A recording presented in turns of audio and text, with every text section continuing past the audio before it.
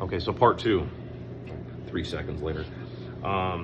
If orange internet money fluctuates on relative values to the US dollar and other world currencies, then why did the price drop so much in 22 right after? Okay, so I know what you're saying. That probably needs its own video too, and that's a fairly big question, and it's highly, well, it's not really, well, let me try to encapsulate it really quickly. If you're always equating liquidity to dollars or other fiat currencies, right? If that's what you're always equating it to, then you're always going to have a problem, because you're having to first buy whatever it is currency in order to transact. I covered this just recently in an interview that I did, and where I pointed this out, that if you seize the means of, so let me talk to my leftist followers. Seizing the means of production and then making people work for this fake bullshit currency, that's how that happens. Now, for my conservative followers or my rightist followers, it's called vertical integration. It's the same thing. But it's like the banks vertically integrated their organization. Yes, now you have to just constantly. This is why I keep pointing out that, dude, if it has a central bank, it really doesn't make any difference if you want to call it communism or capitalism. Please stop using those words, because it's just like when I hear people using the word misogyny, they're usually using it out of context. Now if you want to say chauvinism or something, that might be one thing, but if you're using misogyny, you're usually using, most cases, you're using it out of context entirely. Please stop using a lot of these words. They're really kind of annoying, especially when you figure that in the case of whether it's communism or capitalism, you have a central bank that pretty much controls all of it. So it really doesn't matter what system you want to call it, or what word, what handle you want to give it. It doesn't really matter. It's just that, the central bankers are going to be, once again, always the root of the problem.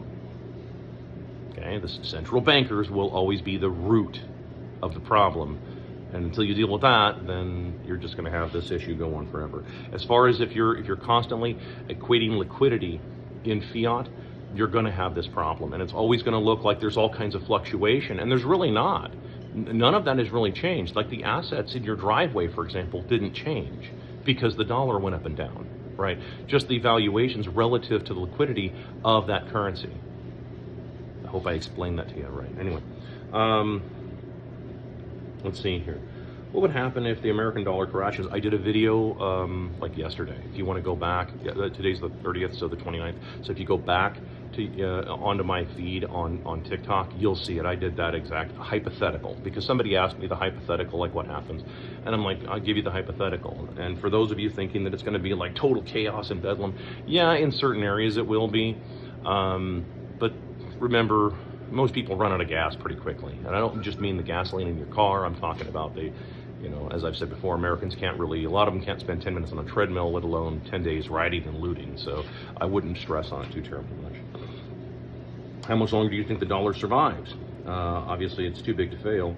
Rome was too big to fail. Look where that went. The British Empire was too big to fail. Take a look at that now. Now it's like I think Islam conquered Britain. So so I mean, all of these things, I mean, to suggest that it can't fail, no, that's just not reality. It certainly can. It's just a matter of what does it look like? Would we recognize it? And how many countries are involved? Now, this is one of the challenges, of course, of the U.S. dollar, because they've dollarized so many other countries, right? And gone around and used guys like John Perkins, Confessions of an Economic Hitman, which is a book that he wrote about this, going to the countries and getting them hooked into dollar debt or dollarized debt. And, how long can that go on? Again, that'll go on as long as people are willing to put up with this. At a certain point, and this is the challenge, of course, this is where the right and the left, okay, because I know that the right all hate the left and the left all hate the right. And it's going to go on as long as that continues to happen, until both you morons on the two extreme sides can put aside your differences, and they won't, because most of them are grifters. Most of them are just after your money. They just want you to buy their coffee mugs or donate money to whatever. I mean, it's like, It's pure madness and stupidity. But until something like that happens, let's assume for a second that the right and the left got together and said, okay, let's strategize an idea of how can we fix this? Well, the first thing you do is you have to do a complete tear down of what's already here. And of course, I've given you my suggestion, which is, well, yeah, make minimum wage $1,000 an hour and let this collapse.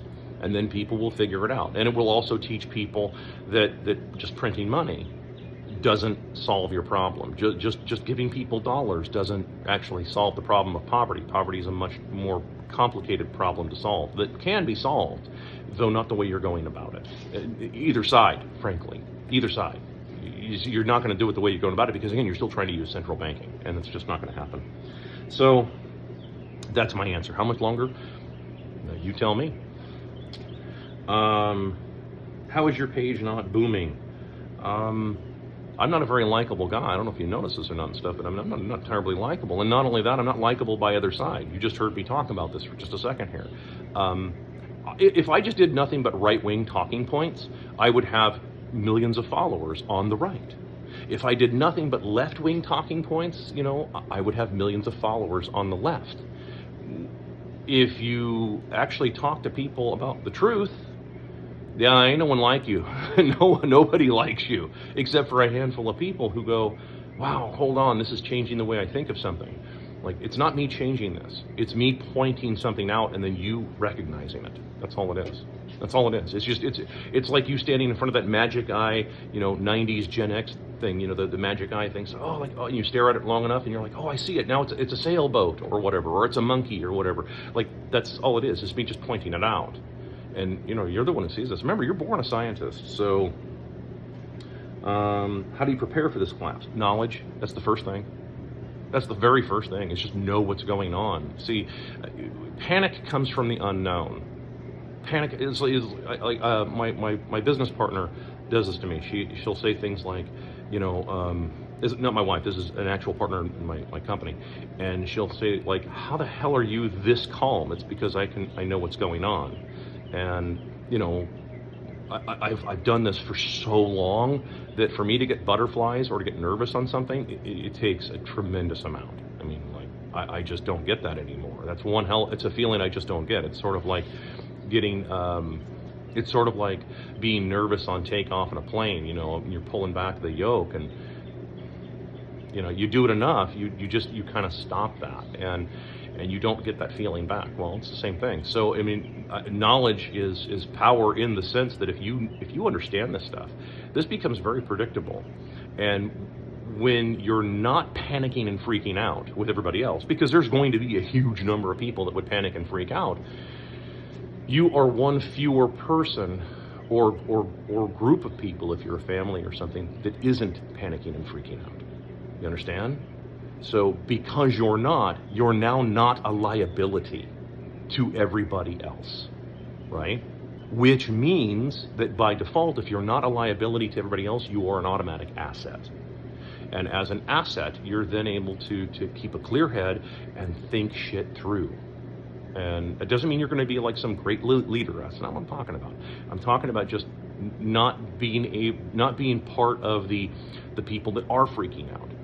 And you can be a beacon of hope to them. Make sense? Kind of? Okay. So, the global economy is crashing. I'll ask again. I didn't see the first time, sorry.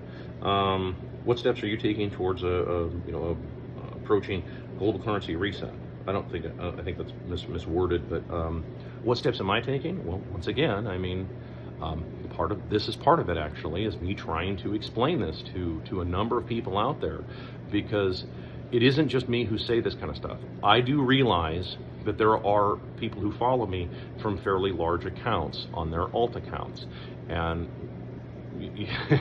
and then they kind of repackage what I'm saying, and that's fine. I mean, you can do that.